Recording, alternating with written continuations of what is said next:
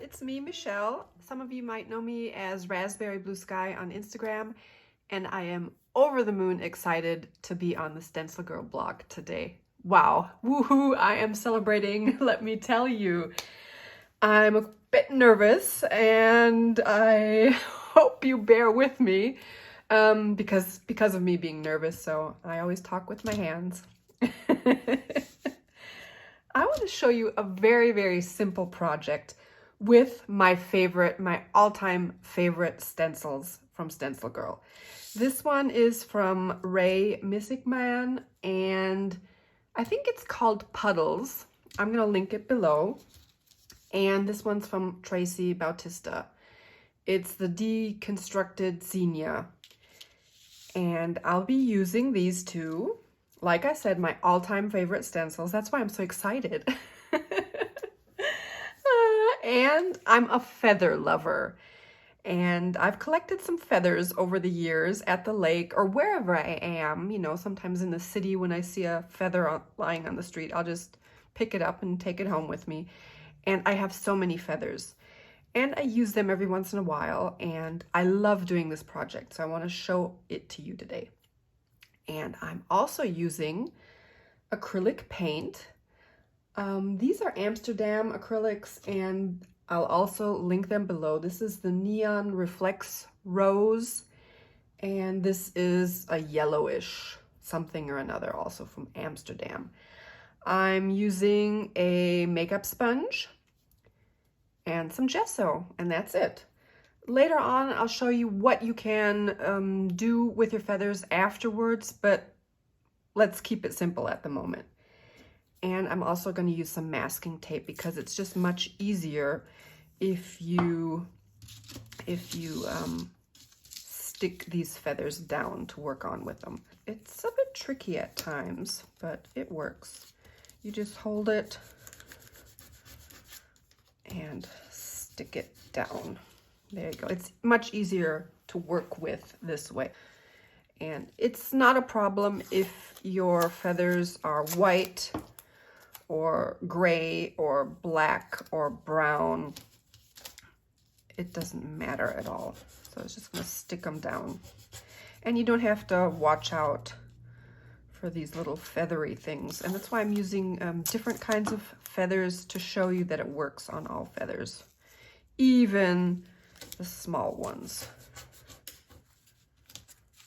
And let's use this really small one. Do we have room? Oh, let's put it over here so it's not way over there.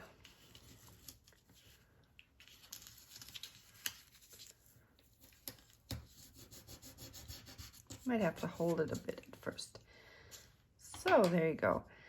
And first thing off, you can use a base coat on your feathers if you want to, but especially the dark feathers, that's what I love about it because the dark comes through then. But I would say please use gesso instead of white paint because it just, it's not as translucent because the colors actually are quite translucent, and I want something,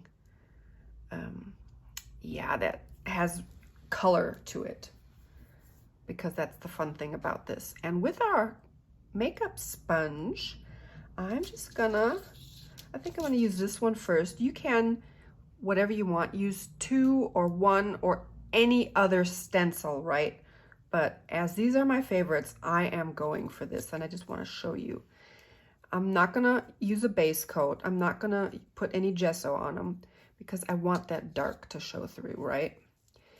And using my makeup sponge, I'm just delicately mixing the color.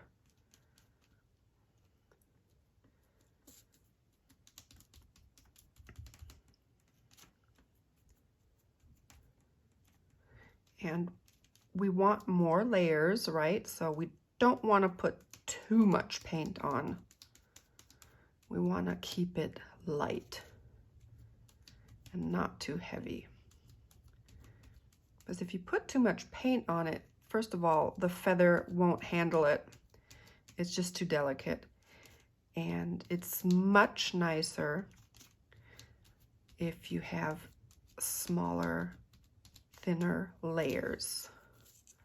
Now, is that beautiful or is that beautiful? And for this one, here you go. This guy doesn't want to stay put, but he has to. Let's see. I want to get lots of it on there, so I'm going to hold it. And again, mixing the colors.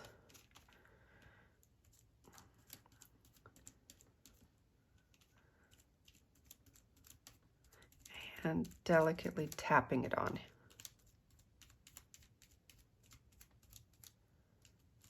And don't worry if your stencil or your feather moves around a bit. We're not going for perfection. That's what I always say. It's something, I despise that word, so I'm not going to say it again. That's the fun thing about art, because it doesn't have to be this way or that. That P word, we don't want that. Look at that. Is that beautiful? I'm sorry, I already said that. I just get so excited when I see these. And I'm going to use this one here. And I'm going to mix a bit more of that yellow. You know, at times you don't know, if you've never done this before, you might just want to use your gesso and another color. But I think the more you do it and yeah, the more fun it is, the bolder you'll get. Like I said, I'm always quite delicate on this, and I actually use, well, not enough paint at times, but I think I just love the meditative process of doing this, of creating.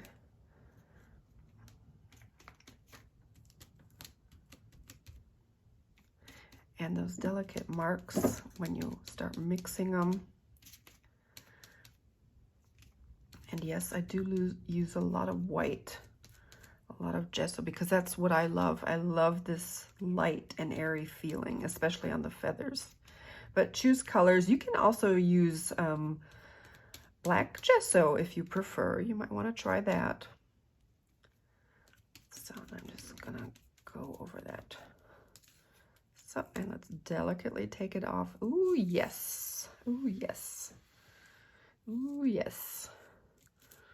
I think I'm going to add some more gesso. And I can go a bit bolder on the yellow, right? I'm not using too much of it. And a bit more pink.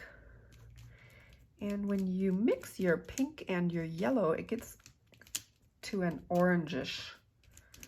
Is that a word? Orangish? An orange color. Orangish. Sometimes I also get mixed up, oh yes, between English and German. I don't know if you know, but I'm an American gal and I live in Germany. And I just get mixed up with the two languages all the time.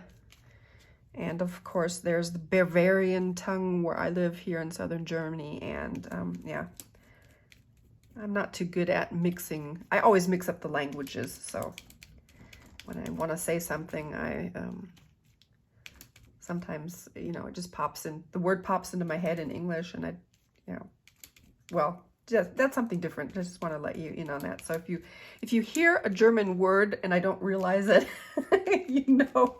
So if you hear a word you've never heard before, it's just me. It's just crazy me. And here I go with these delicate marks.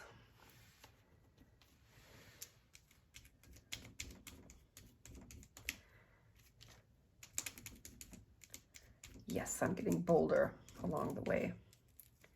Yes, yes, yes. And we're gonna leave it and let it dry before we go over with the next layer. And like I said, you can use as many stencils as you like. Well, I'm just gonna let it dry first, and we're gonna see what we're up to next after it's dry.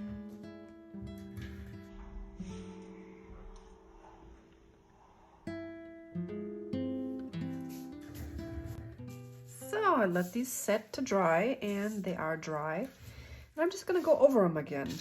Like I said, working in layers, it has such a beautiful effect to it.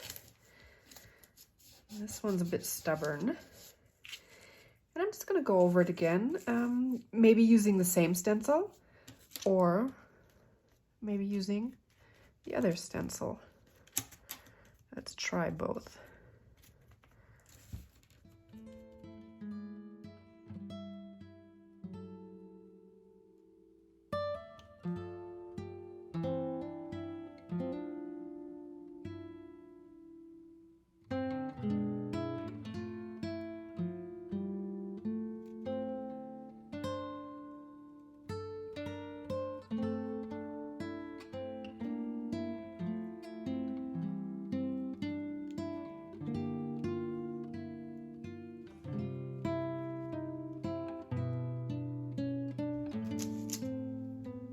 So you can keep going over them as often as you like. And I think I'm just going to use something on this one down here. Maybe a bit of yellow because I splotched some yellow on it. And what you can do when you're finished, you can also delicately add some color to the little tiny feathers down there.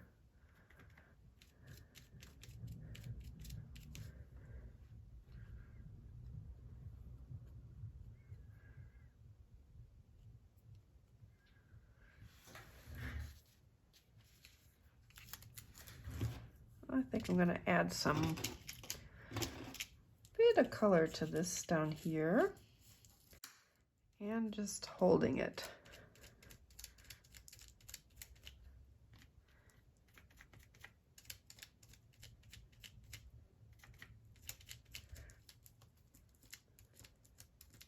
So like I said, we're not going for that P word. We don't want it. We want messy layers. I just love these delicate hints of color. So I'm just going to hold that down there and also add a tad bit more color up there. Yeah. Now I really, really like them. And I'm going to leave this one just the way it is. And like I said, whatever you prefer. If you think it's finished, then it's finished. If you think it needs something, then just add a hint of color maybe.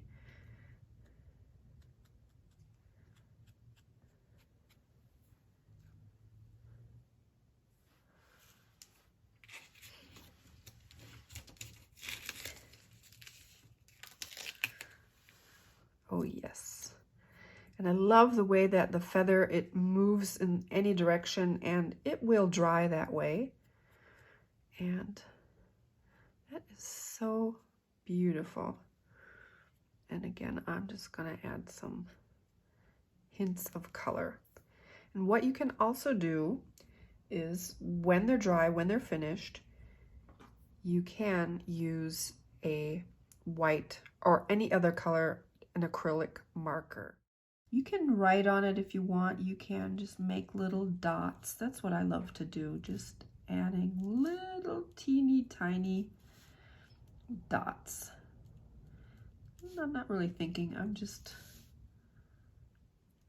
adding some dots somewhere, and originally just looking for that stencil mark. And there's one over here. I'm just going for that.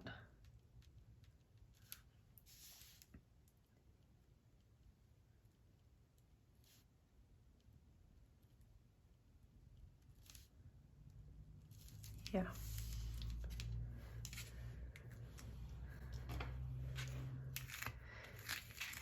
And I want to show you something else. I'm going to have to clean up first.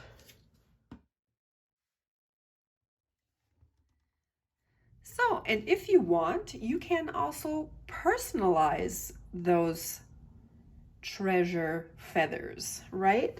That's what I'm gonna call them, treasure feathers. And I love tea, and I'm using a tea bag. It's actually a loose leaf tea bag, but you can also use any tea bag at all. And I drink my tea, of course. I brew my tea, and when the tea bag is dry, I empty it out. I open it and empty it out, and I type on them. And I'm just gonna write raspberry blue sky to show you where this is going. So with this typed word, as you can see, my R didn't actually turn up, but I'm fine with that. You can personalize them. You can add small mottos, use them as name tags when you gift somebody something. And also another feather here that is dry.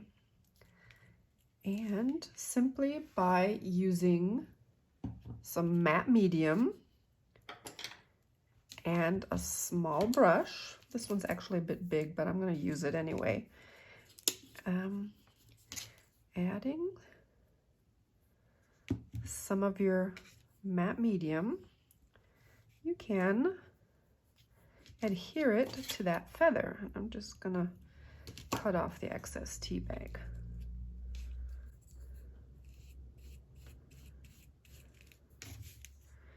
And you don't want to use too much of this matte medium. You don't need a lot. And you can just put it on top of the tea bag, because the tea bag itself is so delicate.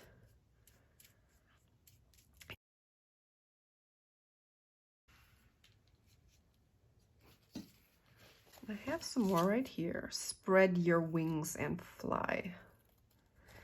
And you are special. That's the fun thing working with these tea bags. They're just so delicate, and it fits so well, I think, you know, with the feathers. It just, because the feathers are so delicate, and I always love to make it as small as possible. I'm thinking which way to put it. I don't actually want to cover all that much of it up, so. And I think I'm going, yeah, so I'm gonna keep it close to that spine or whatever it is of the feather. And just going over it.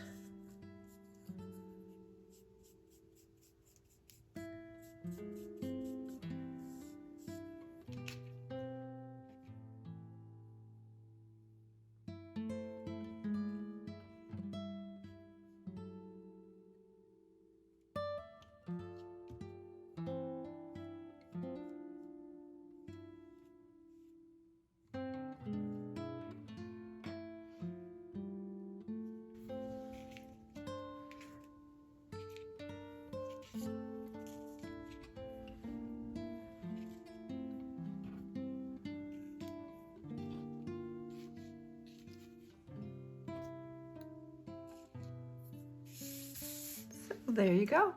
Easy as that. A beautiful gift. You can personalize them. You can use them as name tags, write special messages for special people. And I hope you enjoyed this small tutorial.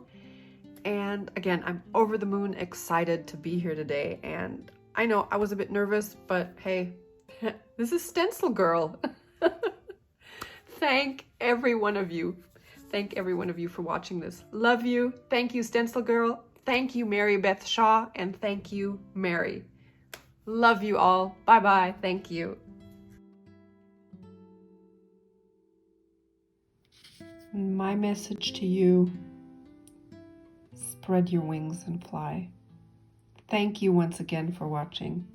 It was such an honor to be here. Thank you.